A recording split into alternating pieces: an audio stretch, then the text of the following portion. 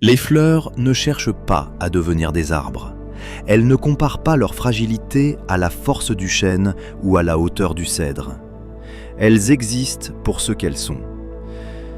Mais l'être humain, lui, se perd souvent à vouloir devenir autre chose. Nous avons tendance à aimer ce qui ne nous sert pas vraiment, parfois même ce qui nous détruit. Tu t'es déjà surpris à aimer une habitude qui t'épuise, une relation qui t'abîme, ou une version de toi que tu détestes plus que tout ? Voilà le paradoxe. Tu nourris une relation d'amour et de haine envers toi-même.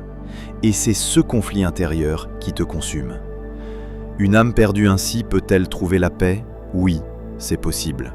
Mais à condition d'aimer une autre version de soi, une version plus saine, plus alignée. Comme le dit un proverbe amérindien, « À l'intérieur de moi, deux loups se battent. L'un est fait de peur et de haine, l'autre d'amour et de paix. Celui qui gagne est celui que je nourris. » Prendre conscience de ce paradoxe est déjà un premier pas vers la liberté. Et ce pas doit être fait maintenant, pas demain. Regarde les fleurs, fragiles, soumises au vent, piétinées par les pas, sans voix ni bras pour se défendre.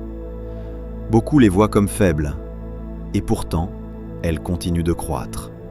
Leur force ne réside pas dans la lutte, mais dans l'attention portée à leur croissance. Elles se tournent toujours vers la lumière. C'est là leur secret.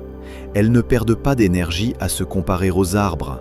Elles s'épanouissent simplement dans leur mission de vie. Comme le disait Mark Twain, « La comparaison est la mort de la joie ».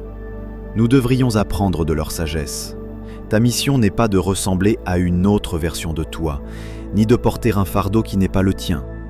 Ton rôle est de croître dans ton authenticité, de t'aimer dans ton processus, même fragile, même imparfait.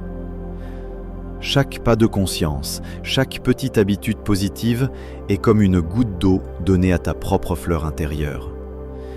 Et un jour, malgré les vents contraires, tu t'épanouiras.